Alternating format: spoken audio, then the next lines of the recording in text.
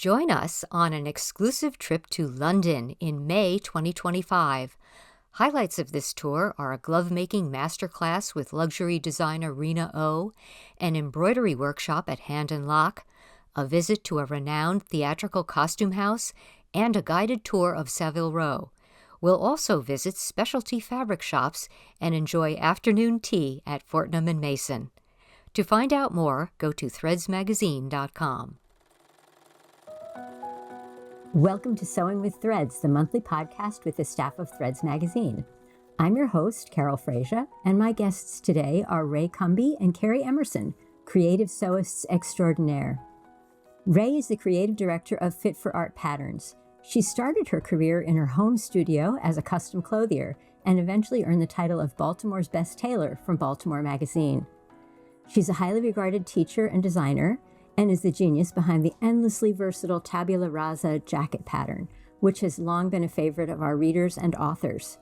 She's also held leadership positions in the Association of Sewing and Design Professionals. Carrie spent a decade as an assistant attorney general in Maryland before making the transition to the arts. She's the managing director of Fit for Art Patterns, where she's been able to blend her longtime interest in quilting and patchwork with her skill in crafting sophisticated garments. Her legal expertise is an essential part of the thriving pattern company. Carrie is also an active member of the Association of Sewing and Design Professionals. You can find Ray and Carrie online at fitforartpatterns.com. Welcome, Ray and Carrie. Hey. Hi, it's nice to be here. It's nice to see you both. And you should, the listeners should know that Carrie is coming to us from Baltimore and Ray is coming to us from her home in the south of France. Lucky me. Where they're having high winds and may cut the power at any time. Right. We'll talk quickly. Well, I invited you both to join me because I wanted to talk to you about your new book, Sewing Quilted Patchwork Jackets, which came out last fall. From what I gather, this book was a labor of love, and it's the culmination of years of collaborative work and even more years of friendship between the two of you. I'd love to know, what inspired you to write the book? Well, we have been working on quilted jackets since the very beginning of the company, since really before the company. I had been asked to do some teaching. I could not, mostly for quilters and weavers, and I couldn't find a pattern that I could get on a lot of people fast and like a 2-day class. And it turned out, you were just fitting the whole time and never doing anything fun. And I had worked with some pants patterns where you made mock-ups and people could put them on and they had optional choices. And I thought, we need a pattern like this. And I had been playing around for myself with this kind of square armhole concept, which is very ancient design, but trying to get it a little sleeker and leaner and a little bit more modern. And I had come to a place where I was pretty pleased with it. So I got a grant from the Potomac Fiber Arts Guild in Washington, D.C., which I belong to, and studied with quilters and weavers I taught them how to make jackets. They taught me how to do the part of the process of creating the fabric for the jackets. And I just got really hooked. I just thought it was the quilting particularly, it was so user-friendly to somebody who knew how to work a sewing machine. You could make just these really interesting garments with the square armhole design, which was what I had created for each of my collaborators. In the grant, you can mix fabrics pretty cleanly. They aren't going odd places when they get under your arm or whatever. It's all pretty tidy. And I just really found it to be a lot of fun. And because with the pattern that we've developed, which then became the tabula rasa jacket and ultimately became a version of it, a little bigger, more overcoat size, is the opus pattern in the book. It just became something we were doing every year, making one or two. There was always a couple in our repertoire when we did a show or a trunk show. And there were always people interested. But we really were struggling to get quilters connected to us. They didn't want to make garments and they didn't think they could and they weren't interested. They were worried about the fit, all those things legitimately so. And so we have been trying to break down those barriers with the quilting community and the sewing community for a long time. When we met the people at Fox Chapel Press, they said, "What would you like to write about?" And I said, "Well, we think we have a pretty good track record with quilted jackets." And they said, "Wow, so hot in fashion right now. Such a fun concept. And, we've been wishing we knew somebody who could write that book." And then we said, "Well, we think we can." So that's how it started. And I think that it was, Carrie can speak to this too. It was just amazing to try to put together 10 projects all at once. We had 8 months to create the garments, put everything together. And so it was a lot of work. It was a lot of quilted jackets. It was a lot of quilting, but we still love it. I think it was really a fun experience, and we're so pleased with the product. I think that the book is really fun and hopefully user-friendly for anybody who might want to make their own quilted jacket. Well, who do you envision as your ideal reader? You were talking about trying to bring together the quilting community and the garment sewing community. What kind of sewing experience would you need in order to be able to make good use of your book? Well, we really hope that both quilters and sewers will find it useful. As Ray said, quilters have been scared of doing garments, and we're hoping that with the whole process that we present in the book, they'll have the confidence to make a mock-up and then go on to use their quilting skills to make really beautiful jackets. And then there are lots of sewers who haven't done much quilting, and we just hope that they'll be inspired to give it a try. They can start with the easiest projects in the book, where you just what we call whole cloth. You use a whole piece for each different section of the jacket, but you might play with fabrics, mix your colors, find coordinating things, and then move on to incorporating more complicated piecing and other quilting type techniques as you get experienced. I feel like when I was looking through the book, there's quite a bit of great information in it, and almost a beginner, I think, could really work with this book pretty well. There might be things that you would need to know just as general sewing kinds of things, but you have fitting information and you have a lot of information about cutting and layout and all those different things that you need to know. And each one of those is geared so that the projects will be manageable. So if you want to work through some of those projects, I think a beginner person could do it. It seems like the sort of thing that could be a lot of fun for, say, like a sewing group to work together on. Right. Because the jacket pattern is relatively easy to fit, and it's flattering for so many body types. Right. The other thing is we have this children's version also included in the book. And so if you don't want to make one for yourself, if you're afraid to sew one for yourself for fitting purposes or otherwise, the children's version is pretty easy and quick, and you're quilting really small pieces. So, it's fun too. And there's always a cute kid that you could make a coat for. So, we would like for it to be a project for, all levels of sewists, all ages of sewists, all, really anybody who's interested in the creative process of helping themselves get dressed in an interesting way. Well, within the book, are the projects arranged in an order of easiest to most difficult, or is it just whatever you choose? Yeah, we definitely arrange them progressively, starting from the simplest, the whole cloth, as I was mentioning, and then progressing to a little bit of piecing with the night sky coat, we call it. That's just, what do they call it? Like the jelly rolls that you put together.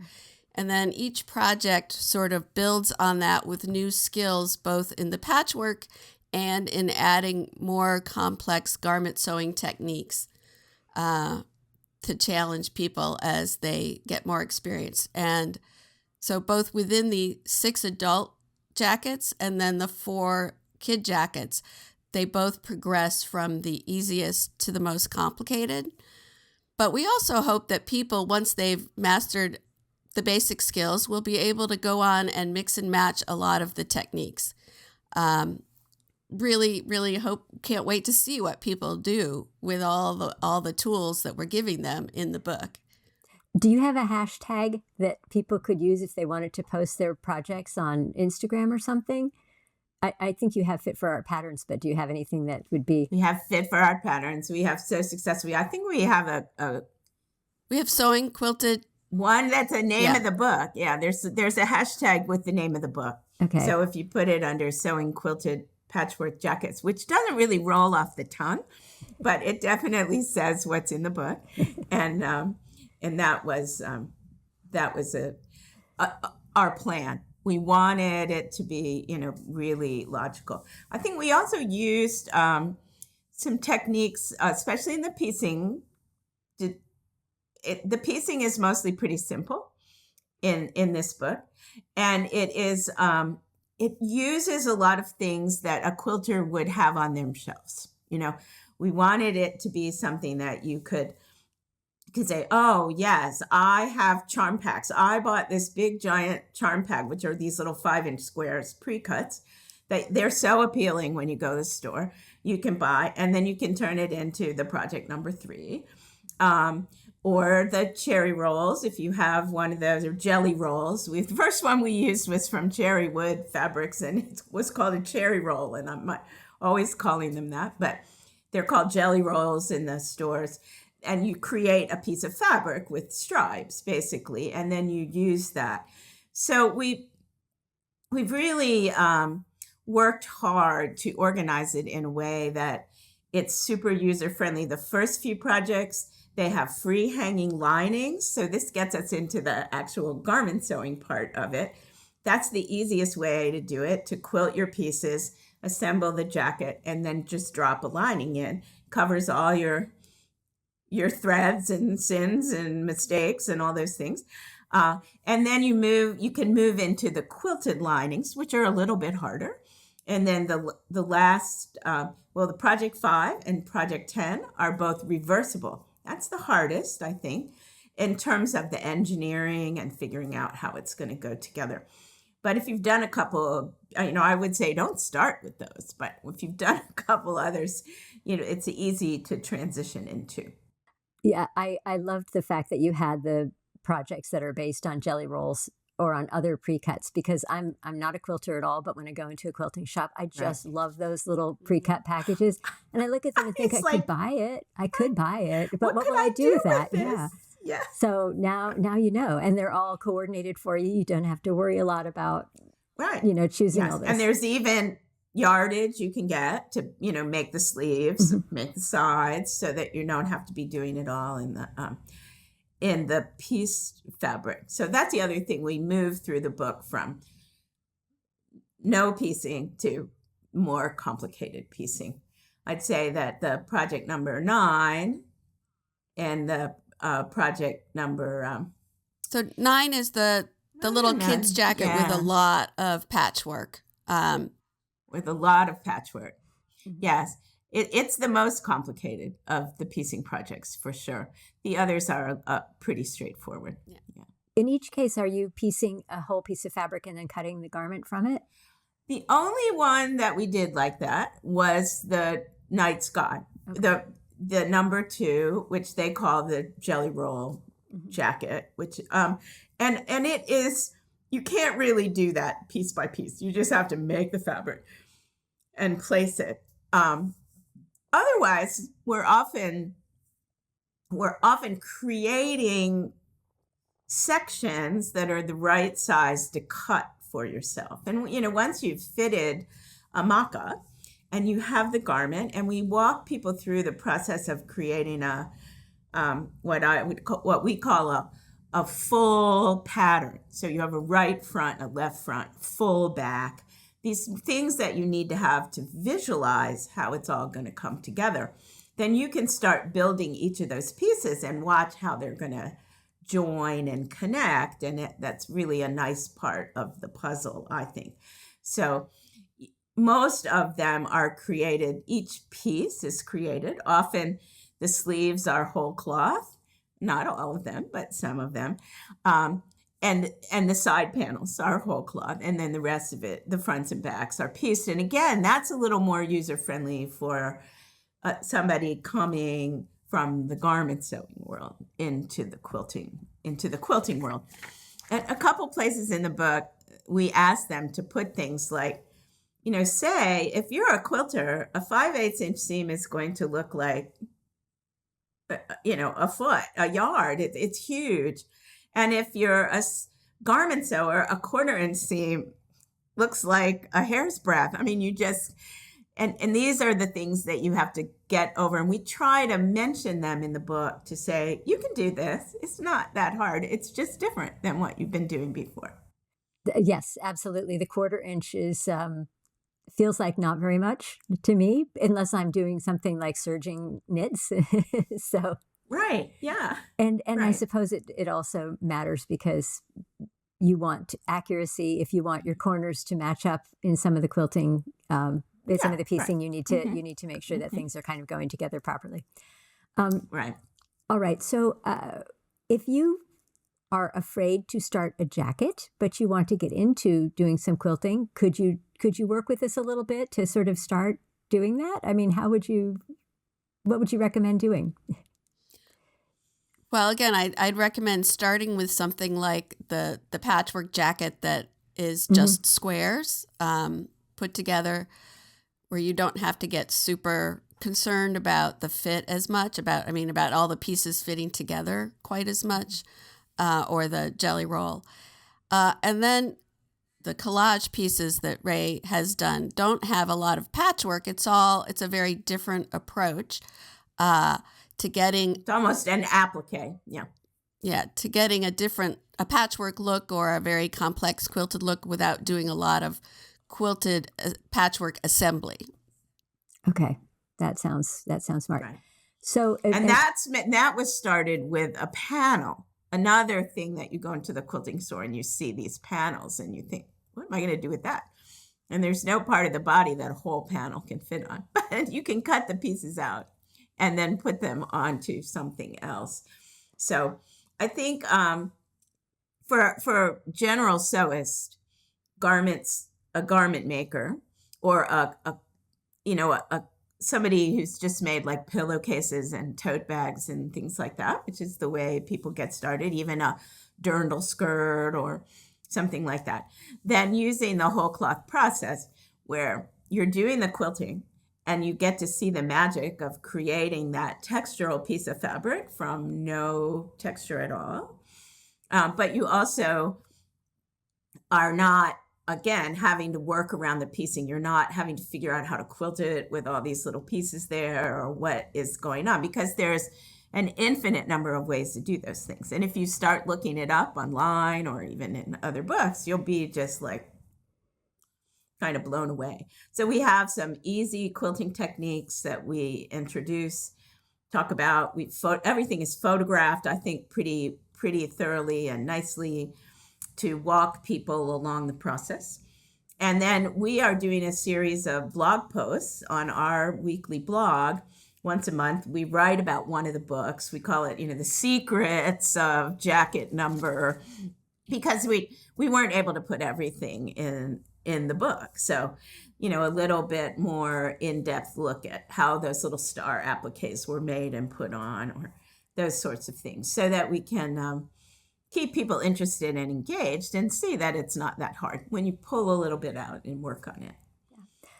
Yeah. Is this all by machine? Do you have any hand stitching projects? These are all by machine, actually. I mean, we have done some hand things. I love doing hand things. And so, maybe that's the next book. Complicated quilted jackets. These are simpler. These are all done with the machine. But we do say you could do them by hand if you wanted to. I mean, you could certainly do the quilting by hand if you wanted to. You could. Each piece is quilted alone, and then the garment is assembled. So you're not having to quilt over curves, corners. You're working on flat pieces. They're small. It's pretty easy. It's like doing a little lap quilt or a doll quilt when you're working on each piece.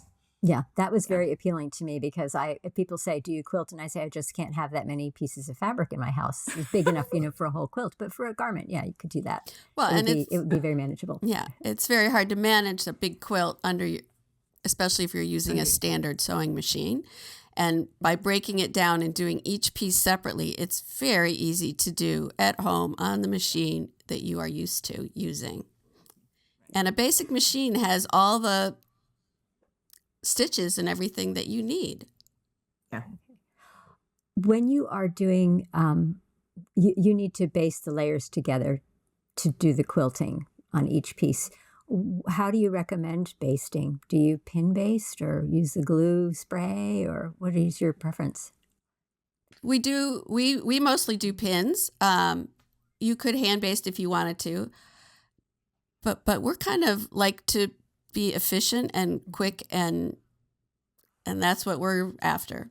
So I would say, if you're really trying to position something in a particular place or connect things in a particular way, you could put some basting in.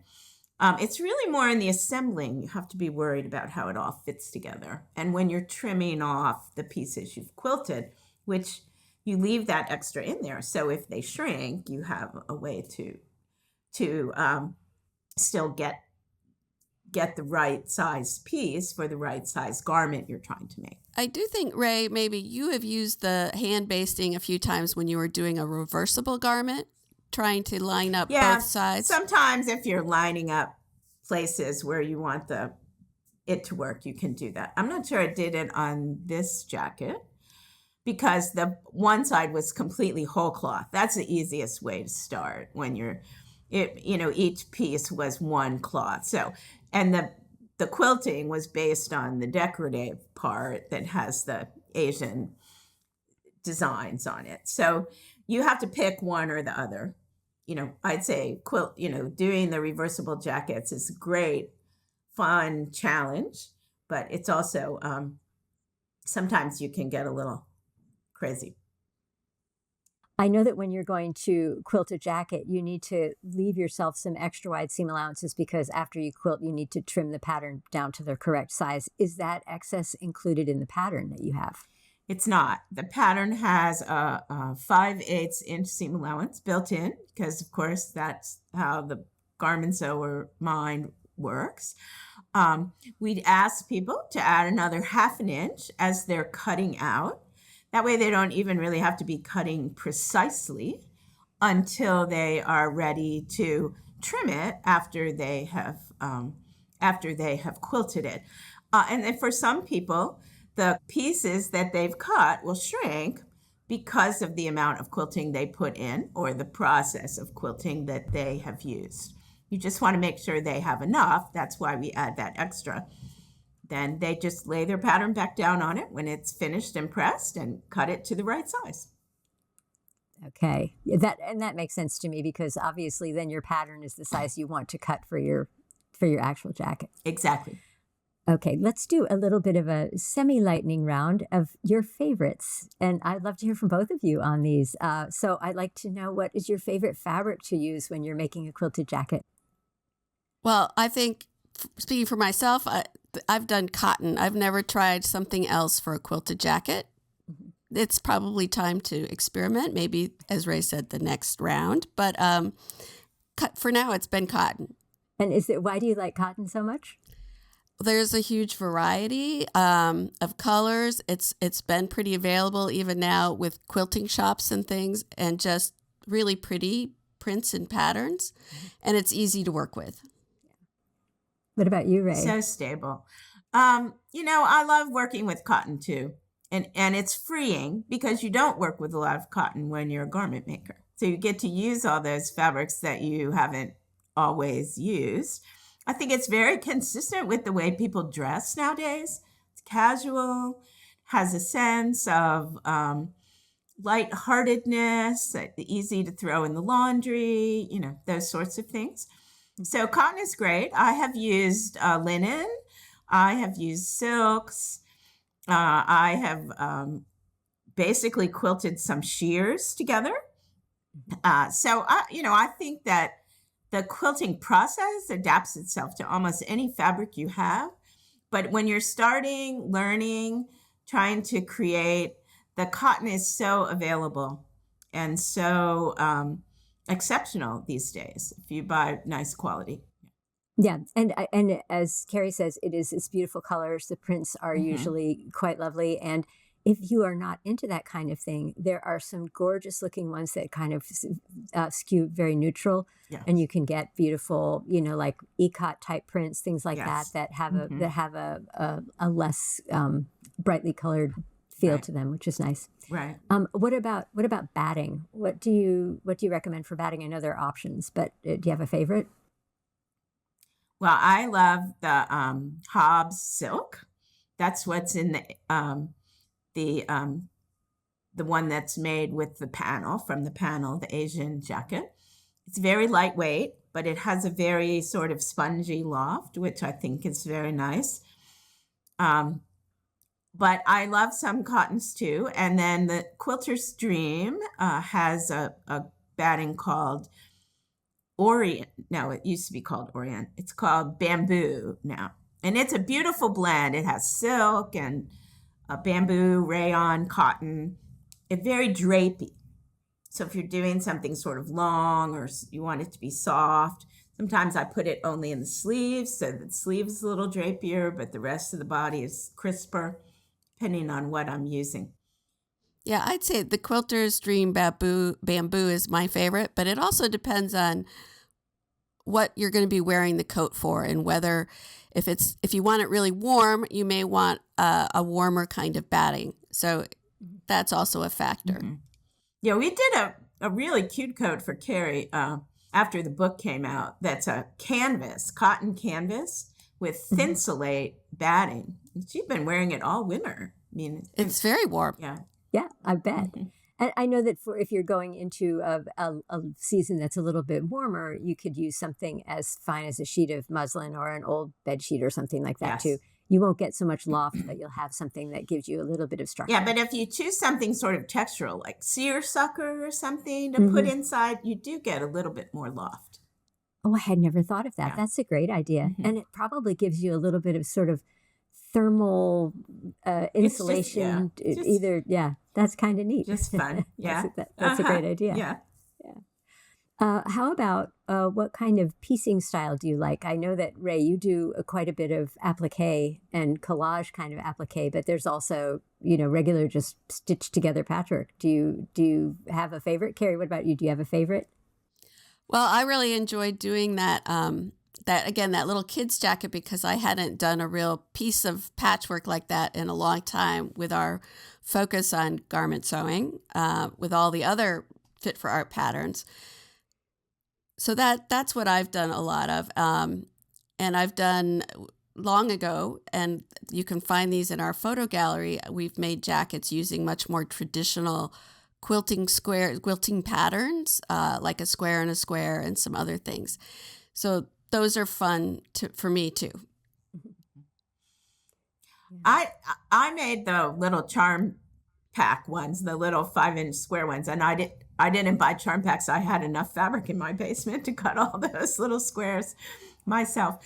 But I enjoyed that more than I thought I would. You know what I mean? I was like, okay, we have to do this. I'll do this. And I left it in the States when I came to France, and I can't wait to get home and wear it this spring because it fits me. I think maybe right now the things I like the best that I've pieced are the ones that fit me, and I get to enjoy them. Okay. Well, that's very legitimate, I would say. I think that when we do pattern review garments, we always have the pattern review garments sewn up for threads. And the ones that fit me are few and far between. Let me just put it that way, because I'm not a model. But when they do fit me, I'm like, this is a great garment. So the fit is always good. Mm-hmm. Yeah. And we talked a little bit about quilting and, how you baste or spray or pin before you quilt.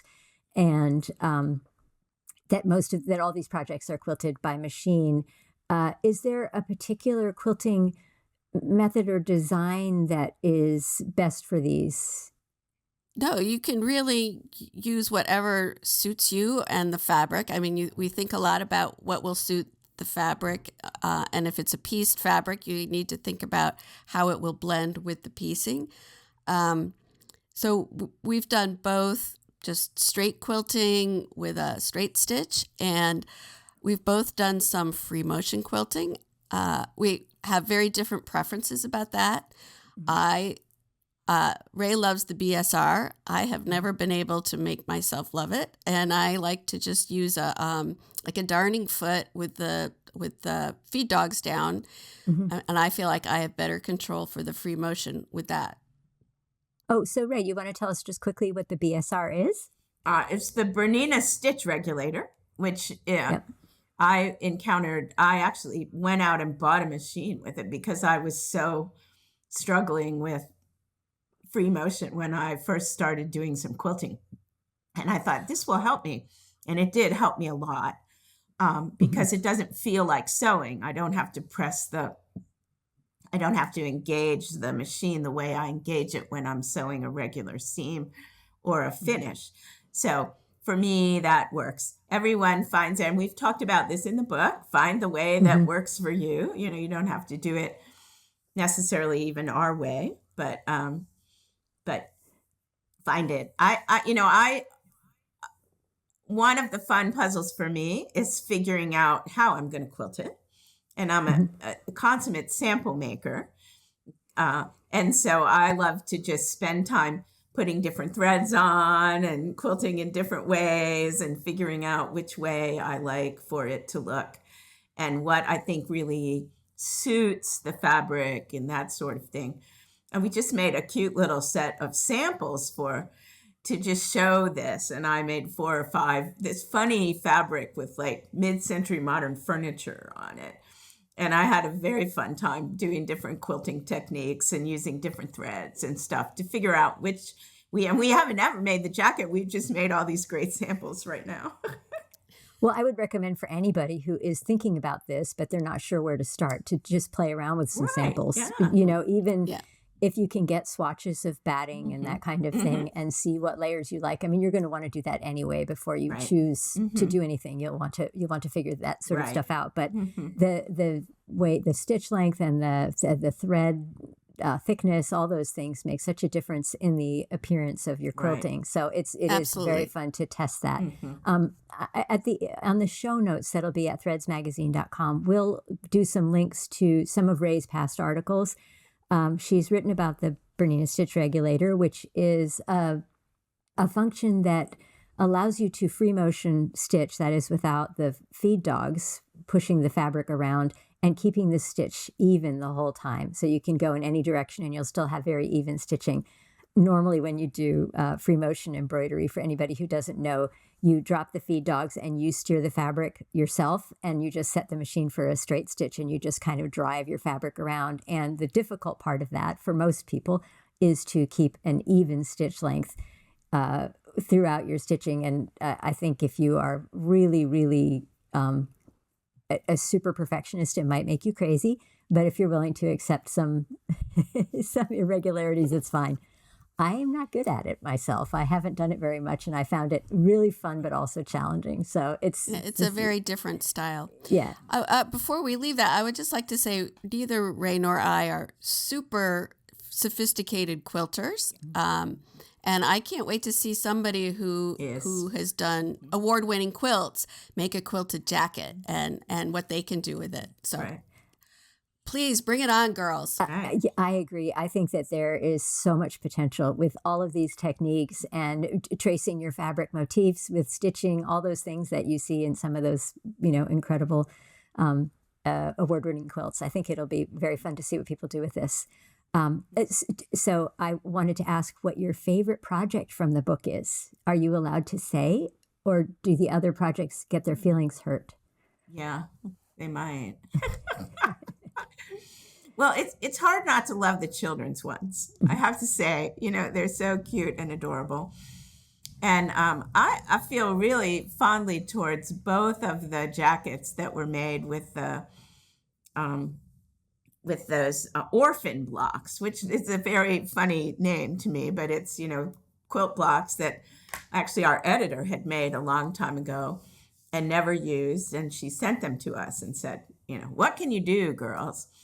And it was a challenge because they were old enough that all of the current fabric in the stores wasn't exactly the right color. So we searched, we bought some things. She sent some of the leftovers she had to us. And then we went to our favorite antique fabric vendor here in France and found a couple things. And that's what kind of made it all come together. They're both very different, but I just think they're really, really fun. And I love taking those old things or discarded things and turning them into something new. And I didn't make both of those. I just made the little one. Carrie made the one for the adult. I think that, it's like birthing babies. Making a quilted jacket is a lot of work. And you feel strongly towards all of them. And I think we were really pleased with how they all turned out. So hard to pick. I will say, I as a finished jacket, I'm really favoring the one that was made from a finished quilt. A lot because I think it was such a great quilt for the purpose. It just made such a really bold and striking looking coat.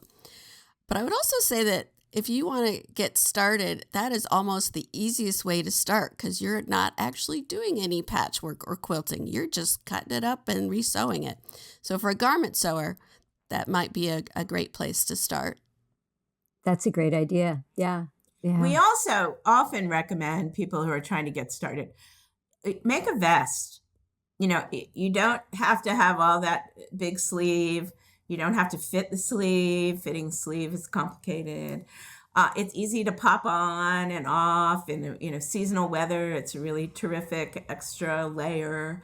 So I think that we do have one vest in the book, and that technique can be used for any of the other things. It's all, we have an index at the back, so you can pick and choose each of the details that you want and sort of build your own jacket. If you don't want to do one, straight off the book, straight out of the chapter in the book. Yeah. Well, I feel like I've been around in the sewing world long enough that I've seen quilted jackets be a thing and then stop being a thing. And they're a thing again now. There was that whole period of time in the sort of 2000 teens, especially when everybody was wearing those little short fitted jackets and nobody wanted anything that was boxy or didn't, show their waistline or something. So, and now, as you say, people are more casual. They're maybe more interested in something that reflects a sense of artistry. They have fabrics that they've collected around the world and they don't know what to do with those and they want to do something interesting. And so a patchwork piece is a really great way to bring those into your wardrobe and to be able to wear them. I did need to ask you, how do you take care of these? I know some can be washed. Do you wash all of them? I would imagine the ones with the silk batting, maybe you don't. You can wash the silk batting. Uh-huh. Although because of the collage on that, I might initially not wash it. Mm-hmm. But all the fabrics were washed ahead of time. That's important. If you want to wash it, wash them ahead of time. But if you throw them in the washer, they come out actually more textural than when they went in. And so you can easily do that and then, press them a little bit if you want to soften some of that texture, or leave them, fluffy if that is what you want, or if that's what the batting that you put in it, it's the effect that it gave it. So you have so many interesting pieces that come together to create each unique piece. Yes, that's a metaphor for the whole thing, though, too, because every project in the book has got a lot of wonderful features. Even if it's a whole cloth, it has maybe a contrast neckband or binding around the edges, and there's a different lining, and there's just so much in each one that's really fun and interesting. And given how the instructions are written out, very clear, very detailed, it's not hard to make it happen. You just need to go step by step through it, and it seems like it could be very fun. And I've always loved your aesthetic from the Fit for Art. If you people, the listeners should go to the Fit for Art and look at the gallery. It's not all quilted jackets, but there's a lot of stuff with many pieces where there's color blocking and print blocking and all kinds of ways of using lovely fabrics together so that they all enhance each other. And to me, that's a wonderful way to bring some joy into your sewing and to start feeling like my basic garment doesn't have to be a gray blazer. I could actually make something that goes with everything, and it could also have its own sort of personality. So I think that the quilted jackets are where it's at for that kind of thing. Yeah. I really, well, I'm not getting any sewing done these days, but when I do, that's what I want to get to. Right. We're all busy. I do think that the quilted jacket just adds another layer of sort of fun sewing option for any sewist who's been sewing a long time, send you to a new direction. And if you're new, it just is like magic. It's just all these different pieces coming together and creating. Once you start layering, it certainly got under my skin, and I'm busy doing it almost all the time. And I think that it just really is a fun way to sew, and to sew interestingly, which has just always been something I've cared about, and unique. Yes, and for readers, when they get the book in their hands, they'll notice that there's some great information at the beginning with some design principles for choosing colors and creating balance within the composition that you're making in the garment. All things that are worth thinking about. None of these, there's a feeling like patchwork is random, but it is not necessarily random. You really do have to think about each step. It's not hard to do it. It's just something that you can enjoy sitting and thinking about and deciding what you like and what works. And it's an extremely good exercise for your creativity. So it's something to enjoy and have fun with, and that will bring you to even greater success when you're making your jacket. Yeah, and I think a lot of quilters and sewers are very architectural mind in terms of putting things together, and it's a great challenge if that's your orientation. Yes, I think so. I think there's that, and I think there's also the sense of letting go, like for example, symmetry isn't mandatory. You might find a really great way to make something that doesn't look out of balance, but also isn't perfectly symmetrical, and that can bring an unusual interest and something unique to what you're making. Really fun to play with that kind of thing. Ray and Carrie, it has been so fun to talk to you. Thank you so much for joining me today. And we will have to keep our eyes out for your hashtag and see what people are posting, what they've been making from your book and what they're doing on their own. And I look forward to what was it, more complicated quilted jackets next time if you get to that. Right. That's right. Well, we appreciate the opportunity to be here. Don't forget that the pattern is in the book. I mean, this book is an incredible bargain. If you're looking for a sewing bargain, it has the full tile pattern and a connection to take you to the pattern that is, and this is a great pattern for a quilted jacket. It's got enough room, but not too much. It's easy to sew, square armhole. Carrie masterfully mapped it out. It's a wonderful draft for both the kids and the adults. So, yeah. One thing we really haven't gotten into, maybe we're out of time, but is it has two different styles too. So you can start with the very basic kimono band and work up to adding the collar, and which involves also having quilted the lining into the other two layers. Okay, so, yes, that's right. I did see those in there and I didn't mention them, but this is that can give you the extra challenge if you need it, or make it very simple if you want to. Right. Yeah, it's there. So, and I think that after you've mastered those things, if you want to make changes, you can also do that, because it is a fairly straightforward work to change the neckline if you want to a little bit. But I'm a big fan of the square armhole, and the fact that you have a side panel that gives you a good place to put if you don't have enough fabric, you can fill in with a coordinating fabric under there and put all the rest of your fabric in the front and the back, where it's going to make more of a difference. So there's lots of good ways to make use of this pattern. Yeah. Thank you so much, Carrie and Ray, for joining me today. to talk about your book, Sewing Quilted Patchwork Jackets. Well, thank you. It's been great to talk to you, and we appreciate you having us on. Yes. Thank you, Threads. Thank you, Carol. The book is available wherever books are sold and at fitforartpatterns.com, and you can get a signed copy there. Thank you to our guests for joining us, and thanks to all of you for listening. Please remember to send your comments, questions, and suggestions to th@threadsmagazine.com, and please like, comment, and subscribe wherever you are listening. Until next time, keep on sewing with threads.